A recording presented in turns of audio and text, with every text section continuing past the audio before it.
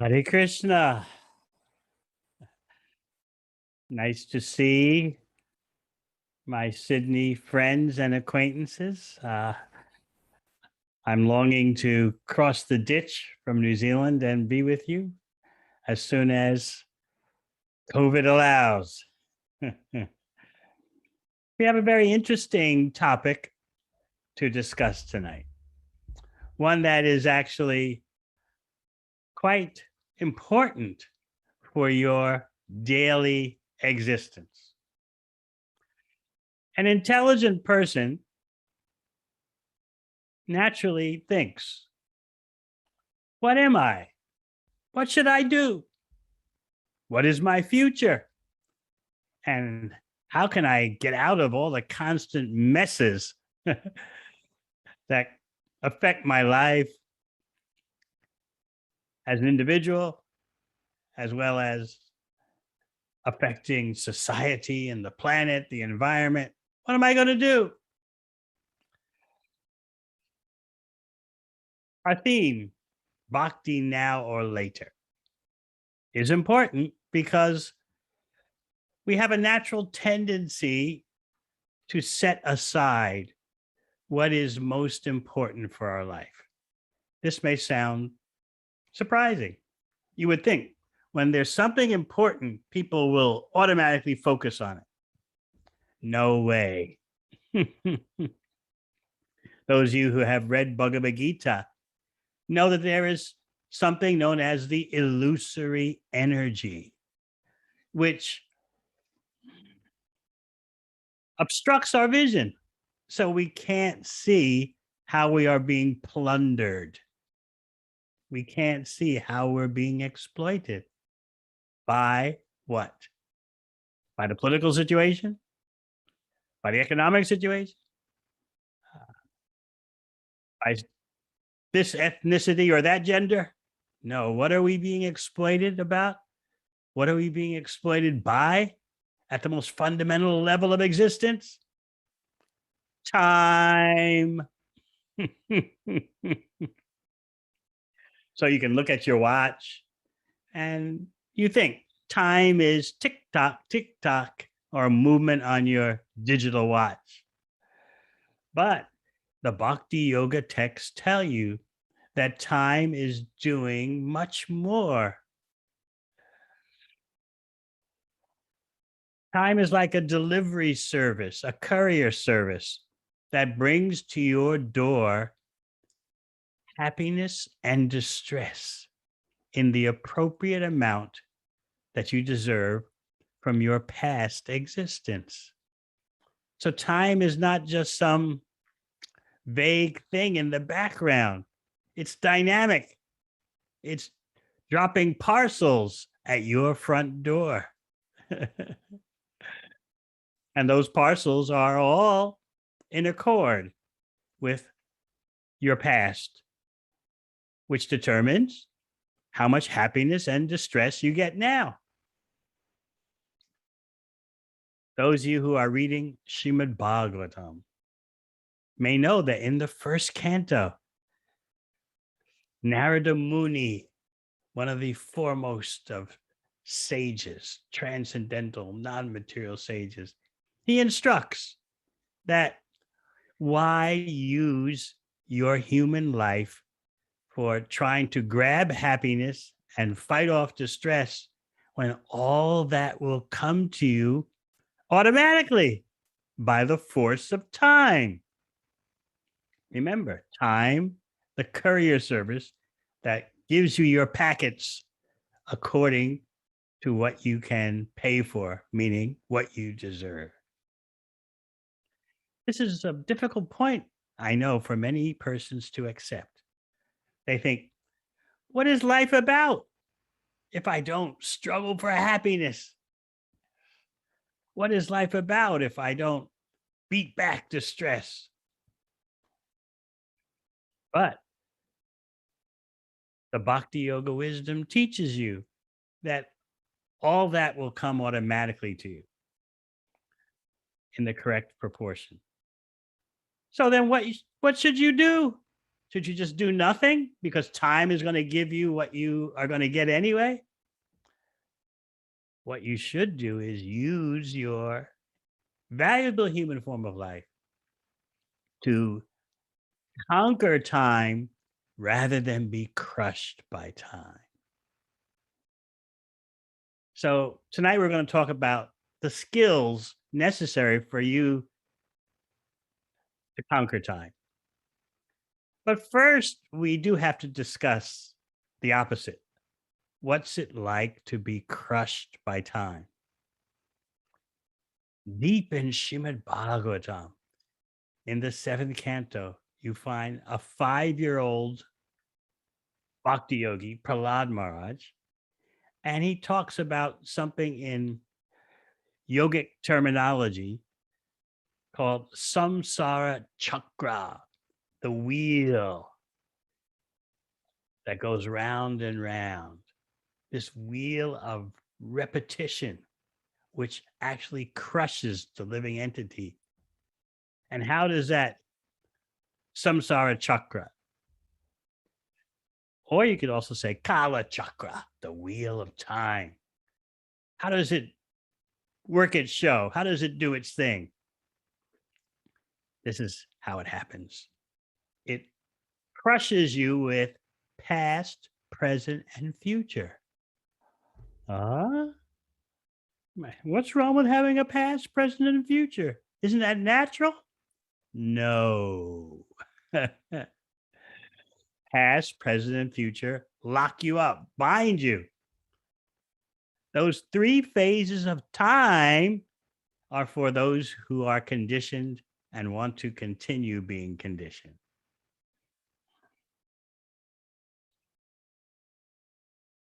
Briefly, we can describe a typical lifestyle in today's consumer society. You'll find the kernel of that description in the 2nd canto, Srimad Bhagavatam. This is how much Srimad Bhagavatam can do for you. Ancient wisdom injected into your current situation. So during the day, everyone's pushed. You've got to make money. How can you live in Sydney? You've got to push economically. So there's no doubt about that.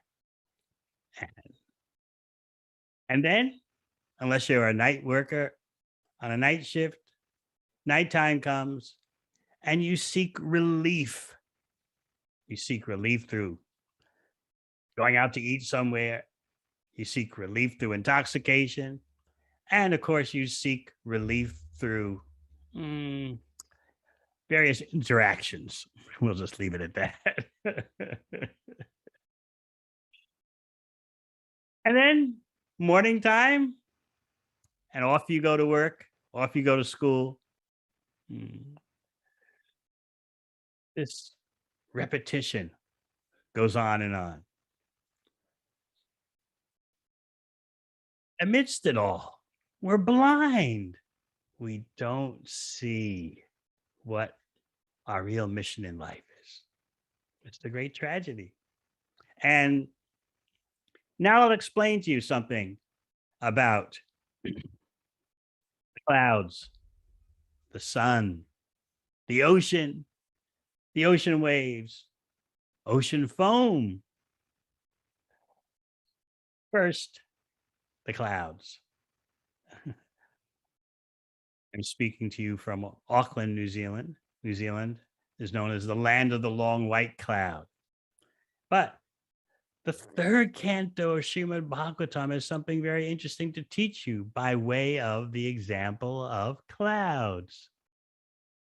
There we find, just like a mass of clouds in the sky is not aware of the force of the wind, which can blow the clouds out of the sky at a moment's notice.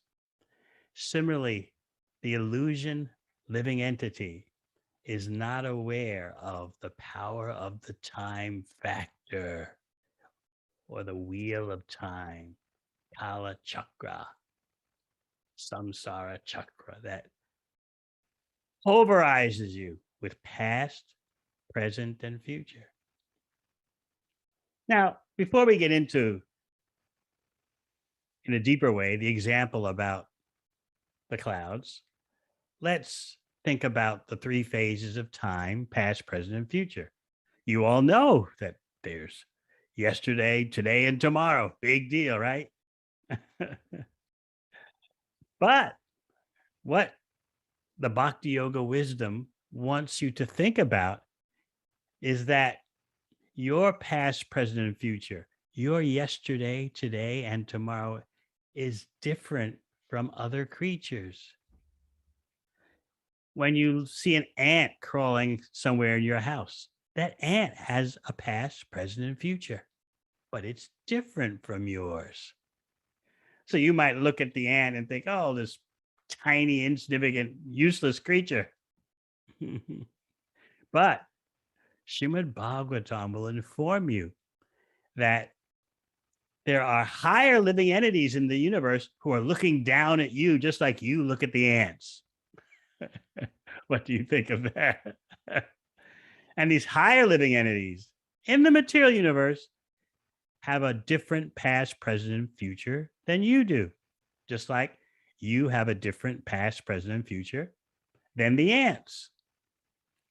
There are many bugs, many insects that don't make it through one human day. They come to life at night, and in the morning, they're finished. Their past, present, and future is much more compacted than yours.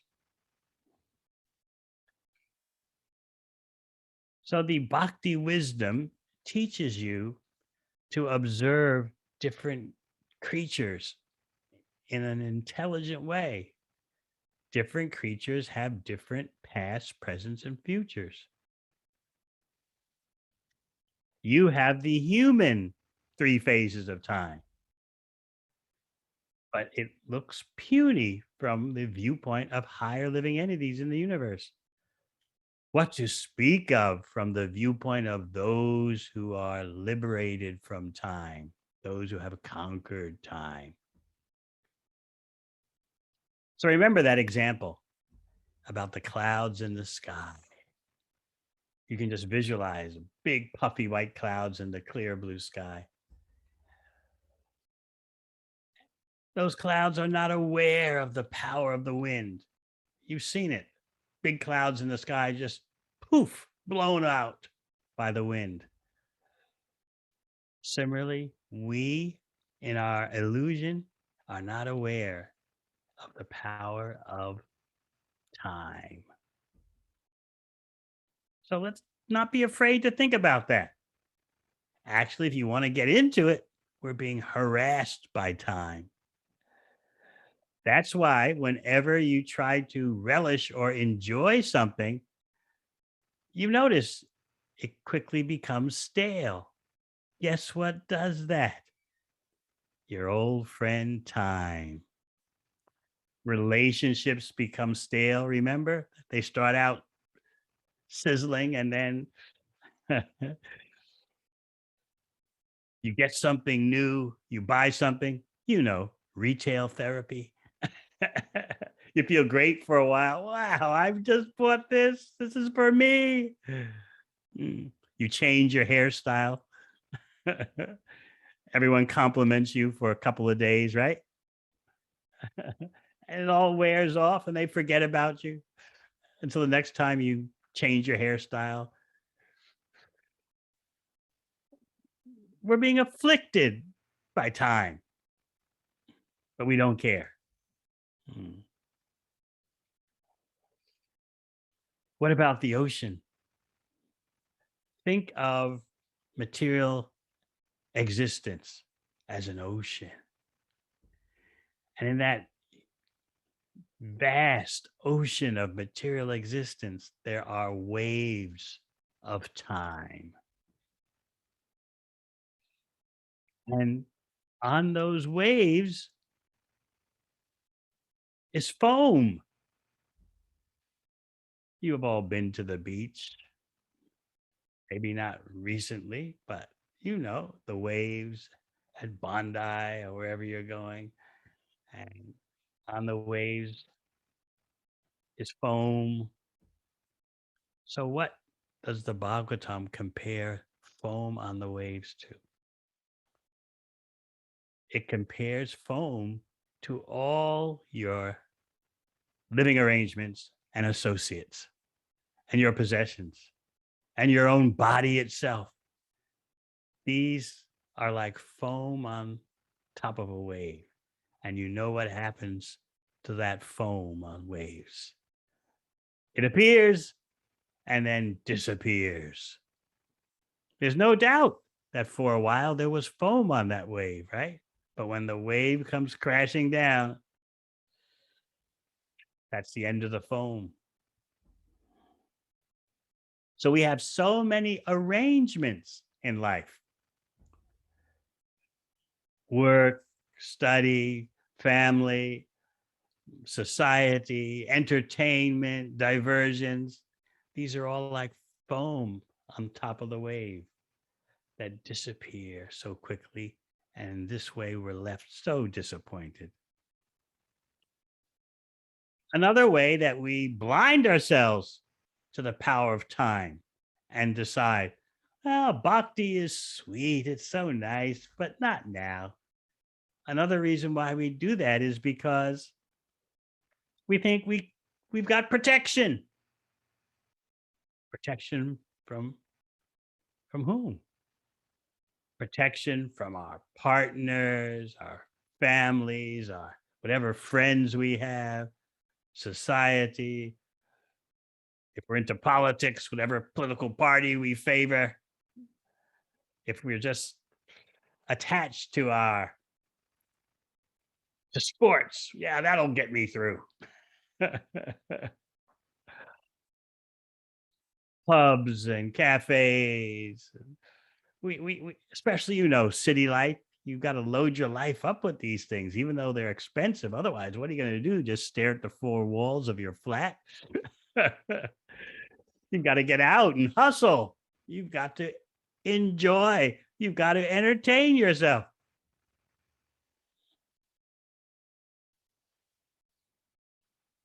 So we actually have confidence. I don't know whether you recognize it or not, but we have confidence in all our multifarious arrangements. I'm doing this. I know that person. I'll be with this one. We'll stay here. This is the car. This is the house. This is the flat. And we got so many arrangements, right? Which are just like foam on top of the wave. But somehow we derive a false sense of confidence and security just because, and even tell someone, just because I've got you. Or I've got this, or I've got that. No. Now you might say, well, wait a minute, Swami. Why is the bhakti wisdom stressing this? Why we got to get into this? Life is hard enough. Can't we have something artificially sweet? We know it's artificial, but anyway, it's something. No, the bhakti wisdom is letting you know there is real sugar, but it's not on the material plane. Now, you all aren't innocent. Let me tell you, you all are not innocent. You're sufficiently experienced in all this. But because the illusion is so powerful, you've forgotten, or you can't make that day-to-day connection with reality. It's embarrassing for all of us, I know. We're so busy, we actually have not much time to think about our life. And even if we try to think about our life, we can't concentrate, we can't focus. we're sufficiently experienced in the realities of existence, but we've got to march on.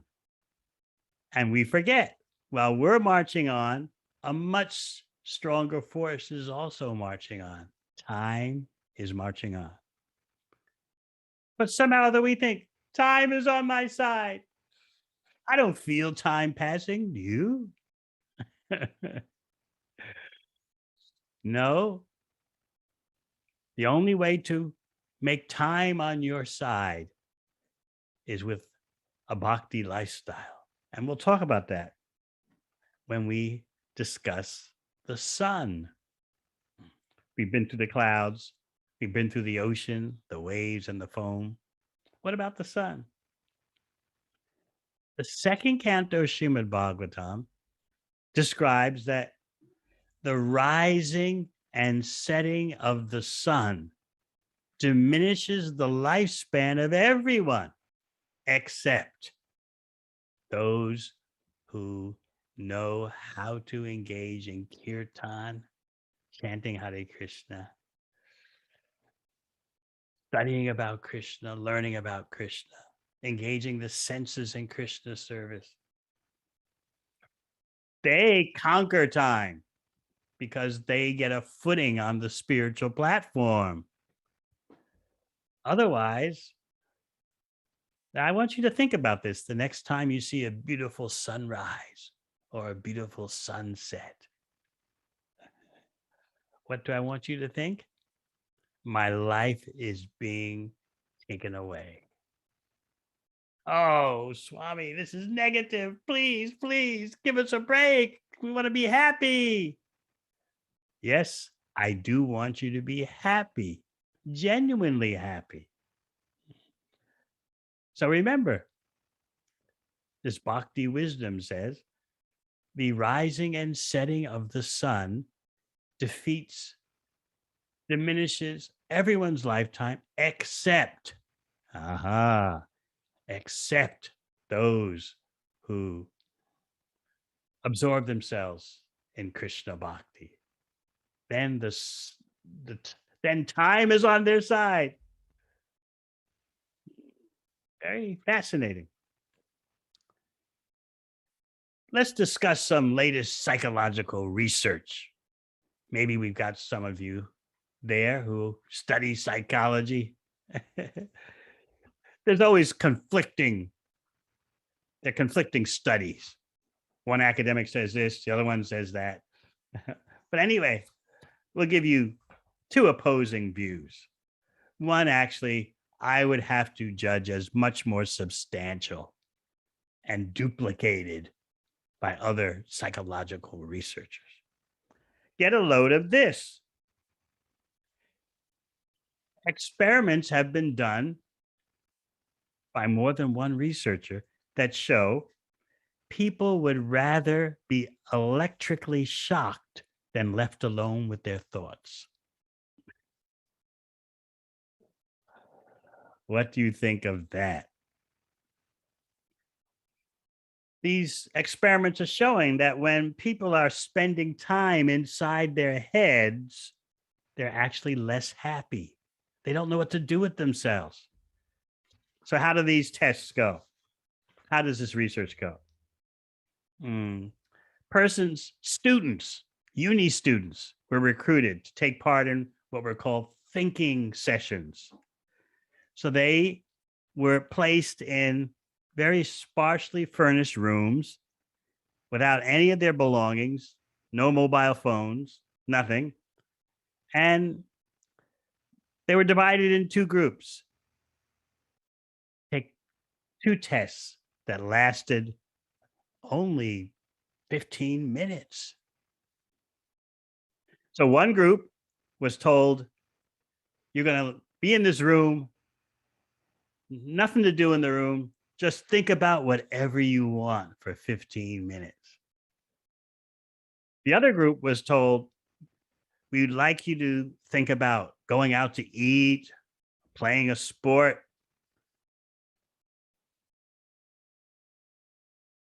So after these sessions of 15 minutes only, the volunteers were asked to rate their experience on a scale of 1 to 9. 50% of the participants did not like the experience. They said they were very bored. Just 15 minutes in a room now. Okay, it didn't end there. The researchers said, let's do a change of scenery. We'll have you sit in your own home, in your own room for 15 minutes. Maybe that'll make a difference. You'll enjoy the experience, or you'll at least feel more satisfied with the experience. Nope.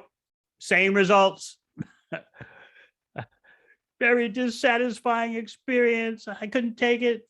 15 minutes just with nothing to do.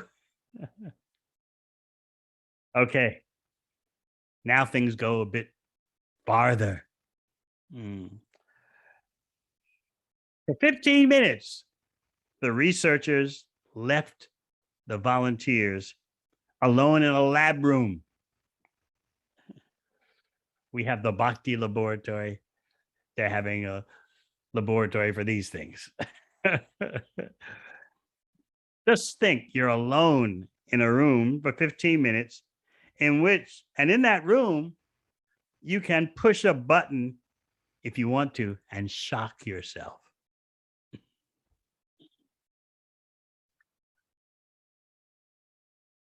The results were indeed shocking.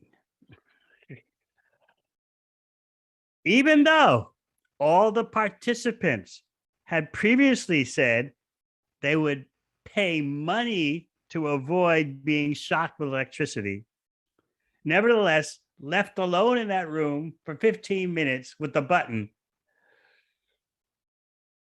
a significant percentage of them press the button because there's nothing else to do. I'd rather give myself a shock. I can't take being alone with my thoughts. Something has to happen. Okay, if it's a shock to me, something's happened. It's an event. It's a happening. Even though previously they had said, I'll pay money to avoid getting an electric shock. The percentages are different for the men and the women. So the women will feel happy about this. 67% of the men chose to press the button and shock themselves. And only 25% of the women. I know the ladies are thinking, that's that male ego.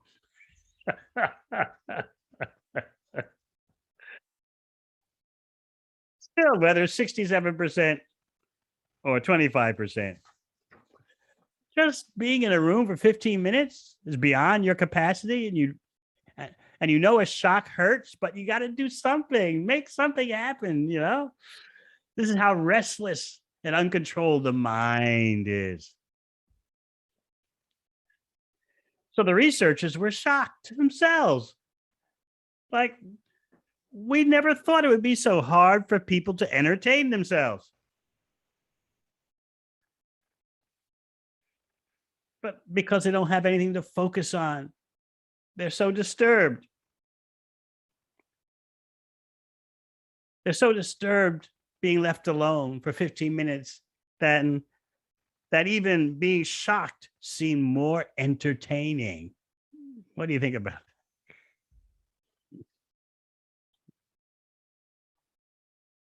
So the researchers concluded that we need to teach people some kind of techniques for relaxing and learning how to gain control of the mind. We need to teach people some way to steer their thoughts in a pleasant direction and enjoy the experience. But is there any pleasant direction that endures in material existence? No. The Bhakti Laboratory is giving you the opportunity to focus the mind on Krishna. That's what makes all the difference. Krishna is not part of the material energy, although Krishna is the source of the material energy. Krishna is all spiritual. And by your connection with Krishna, you become all spiritual and you conquer time. Now, I told you there's some small disagreement, as always, in academia. Not very substantial, but I thought to inform you so you see the other side. One researcher has tried to get some name and fame by saying, you'll enjoy by letting your mind wander. We just heard that you'd rather get shocked than spend 15 minutes alone in a room doing nothing. But she's saying, the unfocused mind gives you freedom. When your thoughts are just jumping from one topic to the next without an overarching theme, this can be, she says, very liberating. The uncontrolled mind just jumping around. Do you believe that really? I mean, practically, come on. As Krishna says in Bhagavad Gita, for one who has controlled the mind is the best of friends. And for one who has failed to do so, the mind is the worst enemy. But you see, when you get so desperate for fulfillment and satisfaction, you really just try to seize on anything. How about just an uncontrolled mind jumping here and there? There must be pleasure in that. This is how hard pressed we become. This is how desperate we become. It's well known in the world of psychology that people spend up to 50% of their time mind wandering. What about this? What about that? Oh, well, what I'd be doing when the lockdown ends? And oh, what about my relationship? Could it be better? Is this really the right person for me? And what about my work? Do I love what I'm working on? Am I passionate about what I'm doing in life? On and on it goes, right? So 50% of the time you're wandering in your mind here and there. So this particular researcher says, now, when she says, let your mind wander, she's not talking about those who are depressed or have some kind of clinical anxiety. So that's going too far.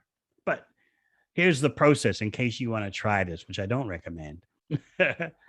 She advises, cultivate what psychologists call freely moving thoughts. 1 minute, you're thinking, oh, I wonder what my grandmother's doing. Then you jump into the depths of the ocean when you're scuba diving. Then you take off into the air and you're on a flight looking out at the clouds. And then you're thinking of a past partner. Then you're thinking of a future partner. You're supposed to enjoy like that. What do you think? Again, it sounds desperate to me. But this researcher is trying to suggest that people who do more of this type of mind wandering are happier. And we heard the shocking report about how people can't, and that report's been duplicated by many other psychologists, how people can't make it through 15 minutes alone in a room without trying to do something, even shocking themselves.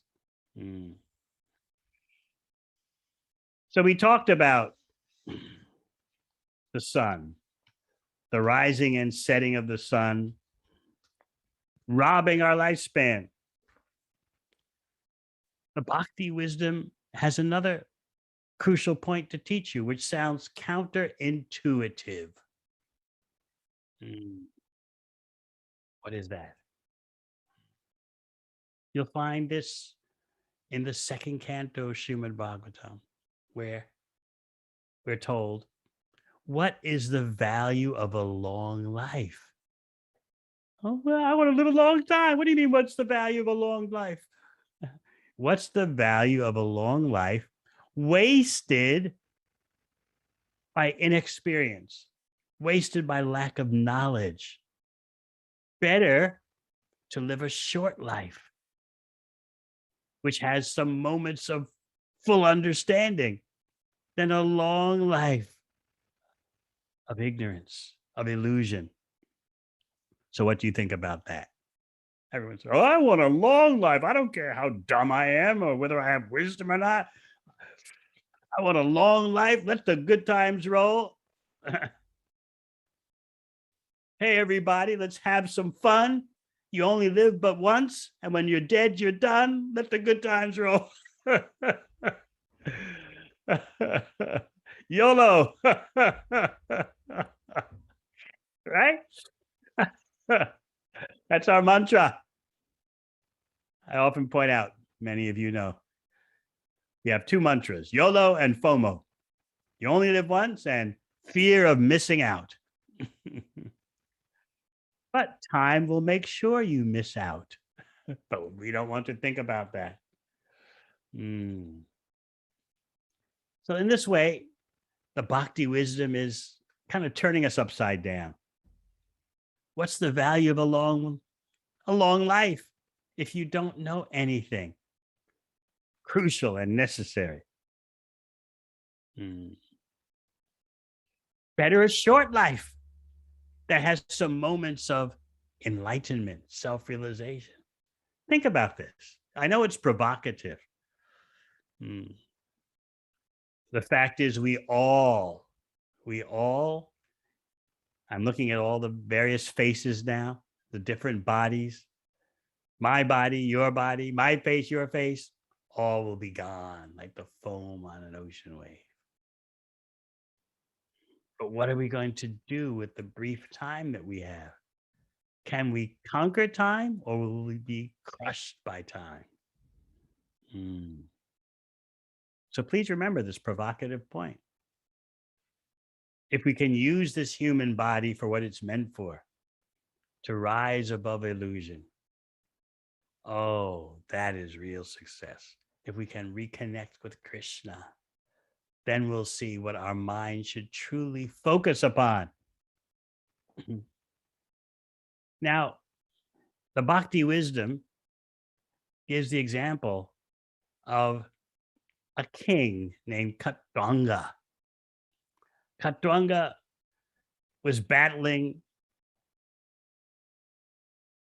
miscreants, evil forces, and he was doing that on behalf of higher entities in the universe, higher than human beings. So they were pleased by his sacrifice.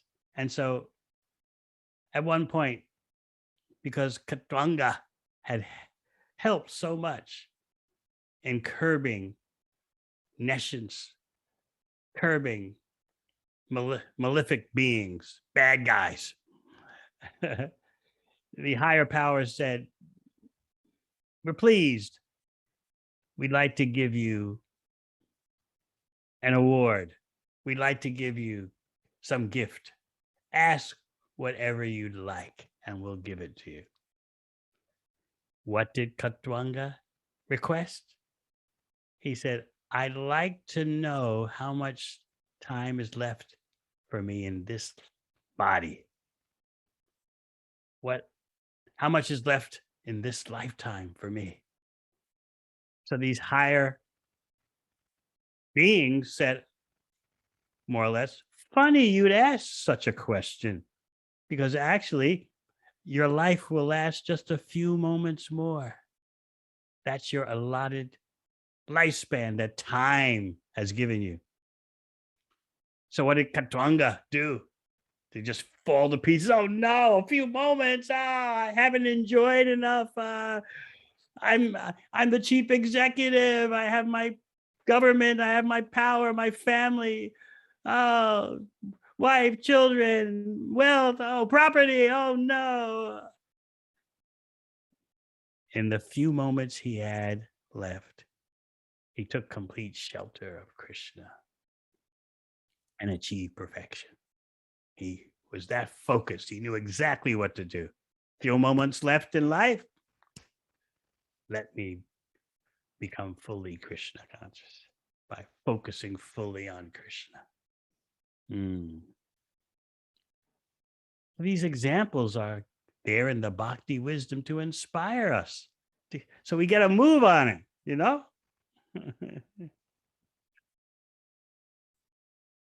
how to make time truly on your side. That should be your goal. Otherwise, trapped in a material existence, time is crushing us. There's a famous maxim, a famous saying that you cannot purchase 1 second of time that has passed, even with millions of dollars. What do you think about that? A second has passed, big deal, right? A moment has passed, big deal. Moments go, moments come. Just try to get a magic moment. Never mind that moments are passing. We want a magic moment. If we can just get a few magic moments in this lifetime, we'll be happy, right? That's all I want, a few magic moments. But we're instructed that every moment is so precious that you cannot buy it back with millions of dollars. So that means the Bhakti Yogi is the wealthiest person because we know what to do with time. The process of chanting Hare Krishna, connecting to Krishna, serving Krishna, prevents us from being crushed by time. Time becomes our friend. Because the more you engage in bhakti, the more free you are from the grip of material nature, material illusion.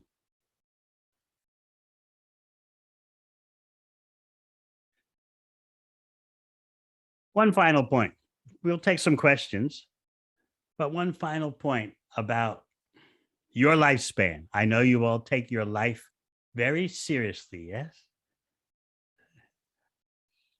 Most people will tell you, it's the only life you've got. You've got to score before the match is over. The pressure is on you. So I like to return to the 7th canto. We're going deep into Srimad Bhagavatam, where that 5-year-old Bhakti Yogi Prahlad discusses the wheel of time, Kala Chakra, or the Samsara Chakra, the wheel of repeated birth and death. And he dissects your lifespan. Because you might think, oh, I got so much time. I'm looking at the faces there. I don't see anyone super elderly in your faces. I see some mature persons. That's a nice way of saying it. Mature persons who are approaching the golden age. I don't see any very elderly persons. So you all, especially those of you in your 20s, 30s, I know you're not feeling pressed by time, right? You're worried about being bored. You're worried about being entertained. You're worried about being in the right relationship, getting the best job possible. You're worried about when the hell will the lockdown end. And but time and our lifespan, no. But this is what Prahlad explains. Now, he's basing his explanation on a lifespan of 100 years. Can we really expect that in this day and age? 100 years, but we'll use that because that's what he gives. He says, it's not that you have the full 100 years, because the first 10 years of your life, you're just a stupid little kid. What do you know? You're just playing with toy trucks and dolls and talking nonsense. And you remember what it's like before you were 10 years old. So that's 10 years gone. And then what about your teenage years? Oh, we don't want to talk about that. How embarrassing. Your hormones are driving you crazy. Your mind is spinning. Should I follow the crowd? Should the crowd follow me? Who am I? What should I do? What music should I listen to? What clothes should I wear? Should I study hard or should I not? How many parties should I go to? Or this, that, the other. So that's between 10 and 20. You're experimenting in relationships. Another 10 years.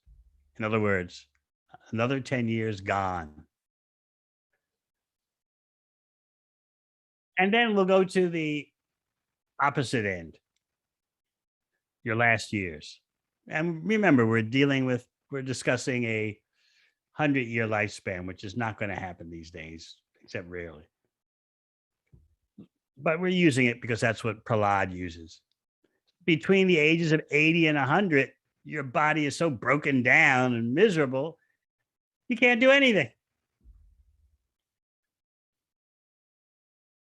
So now you say, well, at least I've got between the age of 20 and 80 out of a 100-year lifespan. But what happens half the time between the age of 20 and 80? Those 60 years are actually cut in half because you're sleeping so much. When you're sleeping, you're as good as dead. You're sleeping, you're doing other bodily affairs, working out, this, that, the other.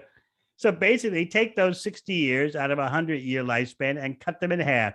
You're left with 30 years. 30 years of your waking hours. That's it. Of a 100-year lifespan. And you know, these days, if you can make it to 80, that's pretty good. So we'll use the modern calculation of 80. First 20 years are write-off, right? These days, the first 30 years are a write-off. And then, all right, Australia's got a good health system, so you'll make it to 70 with more or less without having to have a complete physical breakdown for most people. So let's say between 70 and 80, the last 10 years are useless. So now you've got, we'll start with 30 years old to 70 years old. You've got 40 years. But remember what? Cut it in half because you were sleeping. You're sleeping, you're intoxicated, you're wasted, you're at the gym, bodily affairs, just strictly bodily affairs. So that 40 years becomes 20 years. That's it. That is the reality. So we want to accelerate. We don't want to say bhakti later. We want to make time on our side. We want to conquer time, not be crushed by time. So remember, both the rising and setting of the sun diminishes everyone's lifespan except those bhakti yogis who know how to get beyond time. Time is Krishna's energy. If you do things Krishna's way, I didn't get that. Krishna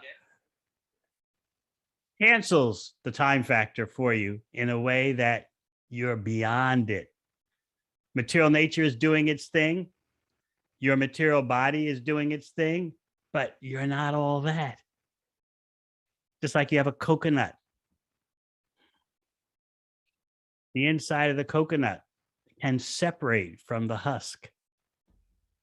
Even though the inside is still within the coconut, it can separate. Sorry, I'm still not sure about that. My phone is talking. Siri doesn't know much. But are we any better than dumb Siri? I don't understand. Oh, Siri, shut up.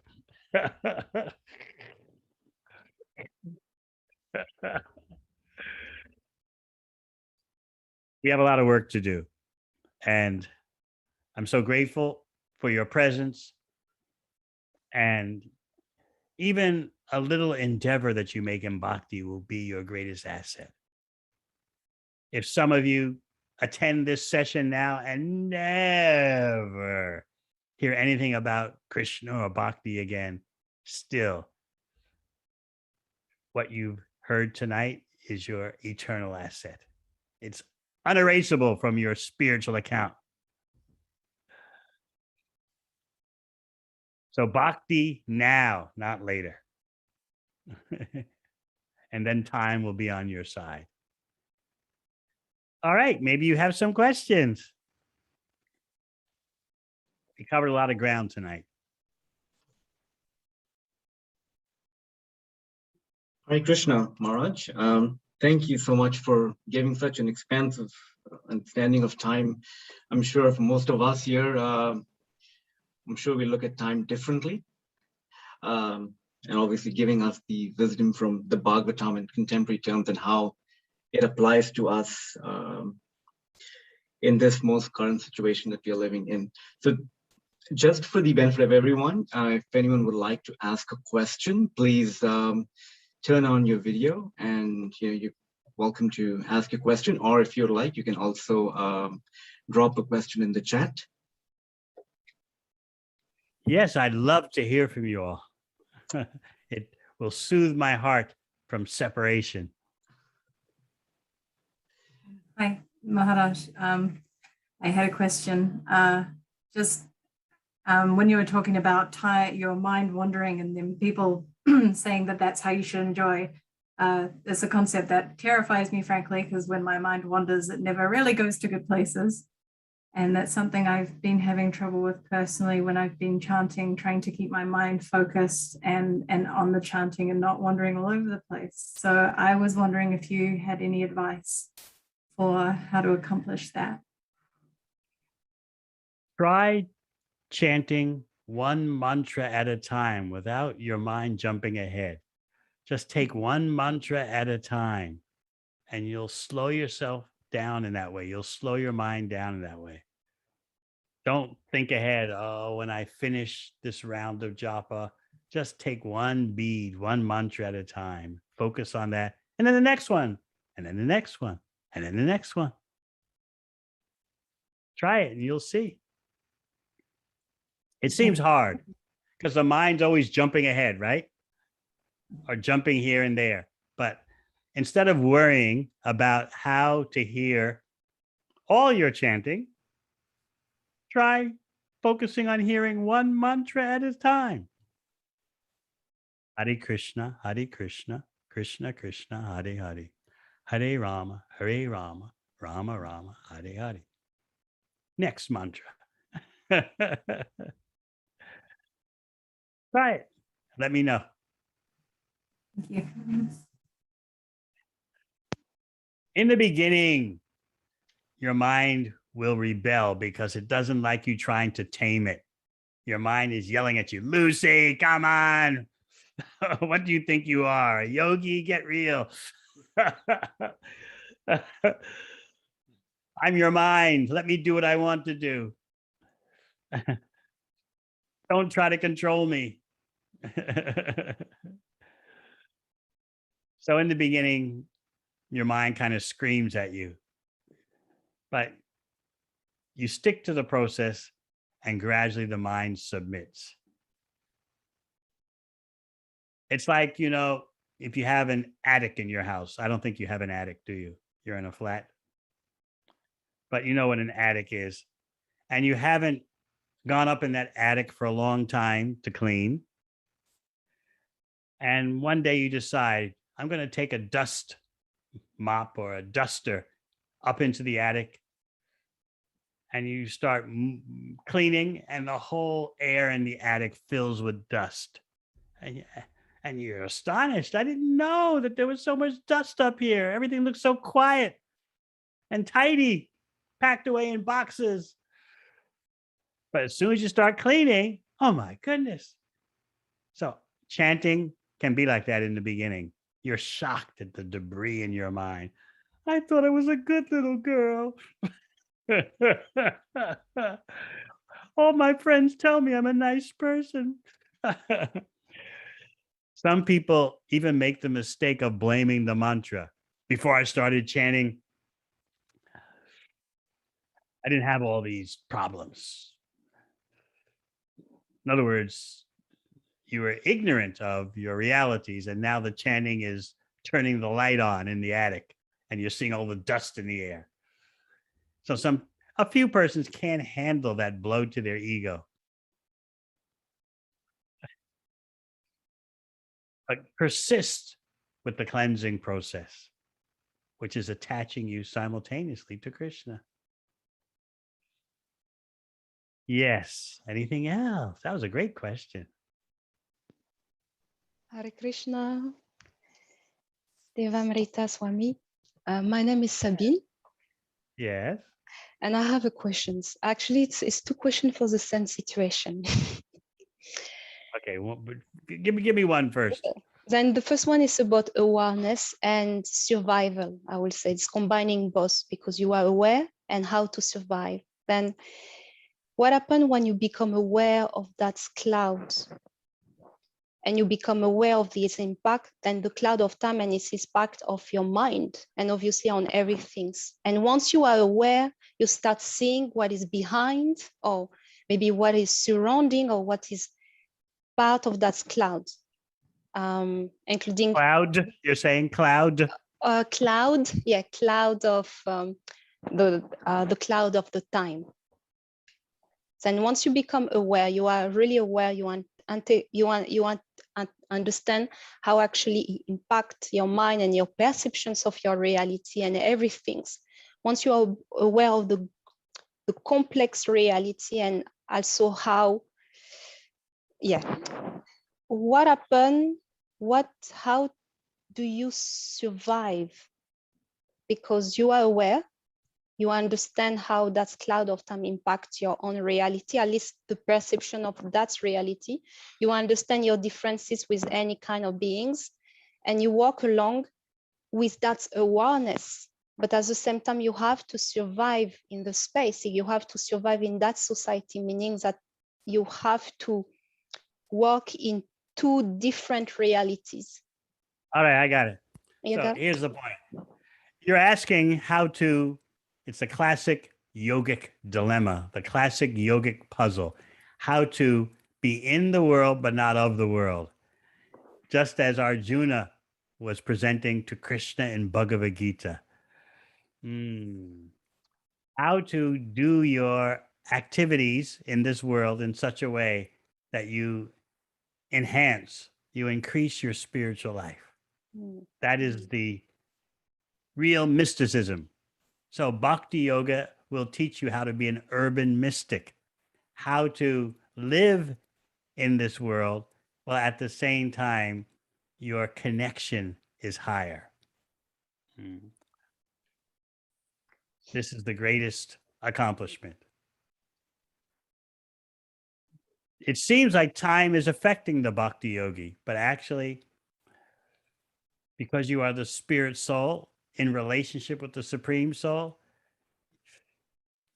something else is going on in your life. Remember the coconut example. It looks like there's just the husk, the shell of the coconut.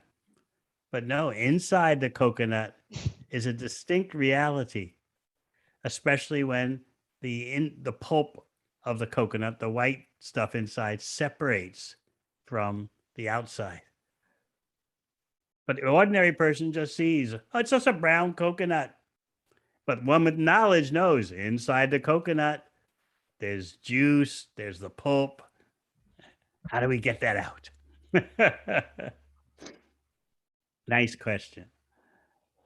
Chanting Hare Krishna will give you the strength and clarity of vision to accomplish your purposes. So I recommend heartily daily practice of chanting the Maha Mantra. We're getting good questions tonight. Hare Krishna, Maharaj. Yes. My question, Prahlad Maharaj says that one should cultivate spiritual awareness from a young age. but unfortunately, not all of us get that opportunity. And so my experience is seeing people from a young age who did not have that spiritual awareness, did not have the opportunities presented to them, and therefore the swathe of time is lashed against them. And unfortunately, we have people who might have trauma or some kind of traumatic event occur in their life, which they carry on into later in their life. And when they come into spiritual activities and spiritual consciousness, that is still carried with them. How does one approach those situations, and how does one enter into spiritual life without and address those things without just thinking spiritual life might just take care of them? It might. Let me know if you understand, Maharaj. Yes, of course. Yeah. It is a fact that Bhakti Yoga can handle anything, but that depends on the intensity of your practice. Bhakti Yoga, the Hare Krishna mantra, can take care of any trauma, any psychological complexity, but not everyone is chanting the Hare Krishna mantra with the appropriate diligence and intensity. So they don't immediately get the full result. It takes a slow time, but it does happen. So everything depends on the patient, how enthusiastic, how determined the patient is. It's a personal thing.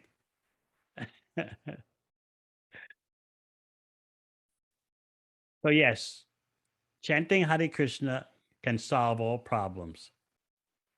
But you want to be a serious chanter. But even if someone's not serious, they get such incalculable benefit just by, even in their own crude way or their own partial way of chanting Hare Krishna. No one loses, everyone wins.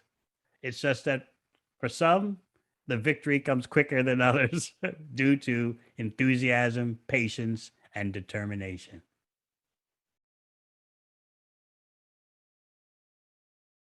Now, if someone has a psychological affliction, they should be practical. Get it fixed. When you have a broken arm, you go to a medical doctor. The mind is also part of the body. It's the second body, as Krishna describes in Bhagavad Gita. If you've got some mental complexity, take it to a mind shop. Take it to some therapist to sort out your mind. And remember, you're not the mind, just like you're not the body. But you have to be practical. Okay?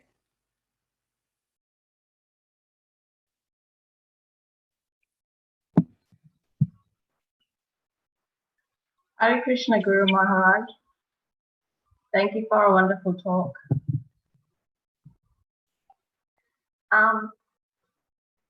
My question is it more important to change, because just along the lines of it's better to live a short life in full knowledge than a long life in total ignorance. That just got me wondering, do you think it's for someone who's just starting out their practice or having trouble focusing when they're chanting, is it more important to chant like a few rounds very focused, or try to do the whole 16 and then hope focus comes later? First quantity, then quality.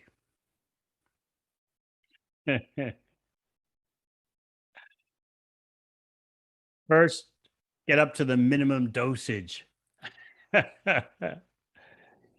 And from there, from that platform, from that plateau, you can start honing the quality. First, get your foot in the door.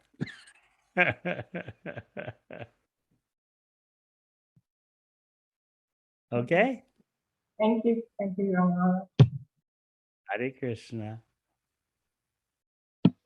Hare Krishna Maharaj ji. Yes, I'm looking. Who's speaking? Let's see. Well, Maharaj, my camera is not working today, so I'm just okay. logged on with my phone. So my question is very small, Maharajji. It's just about the preaching thing, that when we go out in public or even with the friends and relatives, when we talk about in preaching, what to do and how to tackle the rebellious souls. Oh, you mean us?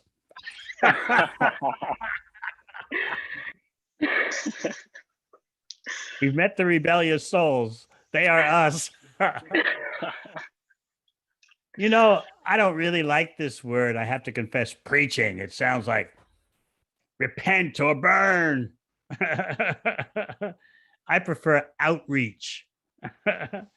You're reaching out, trying to connect. So you ask about the rebellious souls. Well, first we have to end our rebellion, and then as we walk our talk, others will be affected. We've got to clean up our own act. I'm glad you're concerned with reaching out. So let's become qualified. In other words, first, the physicians have to heal themselves. Let's focus on that as we're trying to help others. That'll be the best process.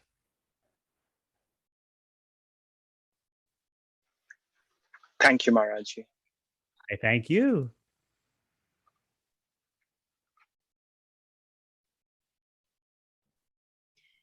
I see something in the chat here.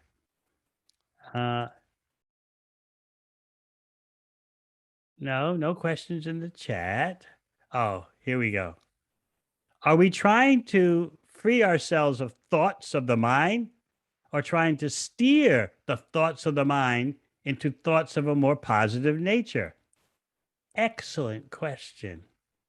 You cannot free yourself of thoughts. Impossible. The mind is always active. But when the mind is connected to Krishna, then the mind is in its natural state. And the mind can act wonderfully for taking you to Krishna instead of taking you to material existence, birth after birth. So yes, we're trying to steer the thoughts of the mind to Krishna. That's what chanting does. And that's what hearing talks like we've had tonight. That's what will happen. So congratulations. For the past hour and a half or so, you've steered your mind to the most essential subject matter. Srimad Bhagavatam, by the way, and Bhagavad Gita are non-different from Krishna. Just as the Hare Krishna mantra is non-different from Krishna. So by associating with the mantra, by associating with Bhagavad Gita and Srimad Bhagavatam, you are directly associating with Krishna. Gradually, you'll realize that more and more. Very good question. So we have a few more minutes. Hare Krishna, Devamrita Swami. Thank you so much for the lovely talk. I have a question for myself. So for someone who's new to Bhakti, how should they take on or view, or what attitude should they take on towards challenges or perceived bad karma on their new path on Bhakti? Can you give me an example? Is it possible? For example, being in lockdown. So if you can't attend like classes in person, or can't, or if you miss doing things in person and you find that like a hindrance. yes, lockdown can be wearing on you and intimidating, but it can also be a time for you to really focus on your spiritual practice, because life in Sydney ordinarily is so busy. I've seen it. It's not as bad as New York City or London, but it's still, you get so busy, on the run all the time, got to get the money, got to go here, got to go there. Now you can really chill out and get into your spiritual practices. So you can really capitalize on this time. And then you'll be ready for when the lockdown ends. You'll be ready to come out as version 2.0.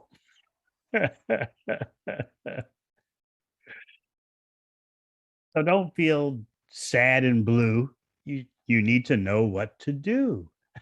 So my advice to you is to really get into the chanting, the sound vibration. I can't go anywhere, can't do this, can't do that, but I'm just going to sit here and get into the sound of Hare Krishna. Okay? And you've got some books to read? You've got it all. You're in the winner's circle.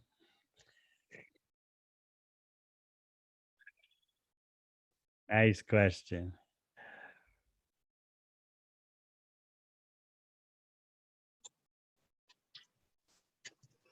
Maharaj, Hare Krishna. At times I'm approached by some people who, as I'm conversing on the path of bhakti, to at least share with them the amazing fun that we can have in bhakti. And sometimes they question me that you're speaking of bhakti as being fun, but then you also speak about rules and regulations, or there's certain restrictions that that come about to achieve that perfection in bhakti. Is there no other way around it? As Krishna says in the second chapter of Bhagavad Gita, there are the regulated principles of freedom. So the rules in bhakti for serious practitioners are meant to free us. They're not meant to inconvenience us. They're meant to actually prevent us from inferior pleasure. When you look at the rules in that way, then you start to get it. There is substandard, inferior, so-called pleasure, and there is real pleasure. So the bhakti rules are to help you stay away from the substandard, so-called pleasure and tap into the real pleasure. Just like if you're in the hospital, you're following the regimen that the doctors give you because you want to get well.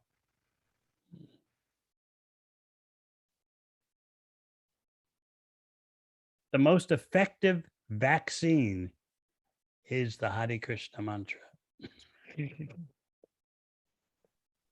It stops the real disease of material illusion. So we think, here's the problem. We think we know what is enjoyment, right? Yeah, I know what a good time is. We could be, just think, we could be totally an illusion, and we are. So Krishna is trying to re-educate us. So the Hare Krishna mantra reformats your hard drive.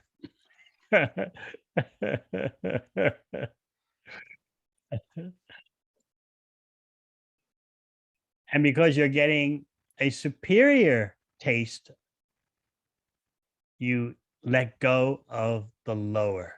It's pure self-interest. That's why the chanting is so important. You connect with superior fulfillment, and you then naturally relinquish the inferior so-called fulfillment. we're not the body and we're not the mind. Gradually, we start to become aware of that. In the beginning, it may seem impossible. What do you mean I'm not this? And what do you mean I don't know how to enjoy? We're so proud, aren't we? In spite of all our failures, lifetime after lifetime. We're just marching onward with foolish pride, let's face it. And we think our associates will help us. They're victims also. How can one victim help another victim? None of them know what to do. So we need to try to create a new civilization, a new culture, which is founded upon the oldest precepts, the oldest knowledge. So I'm looking at you all and I see you all have the potential to make such a difference for yourself and for the world.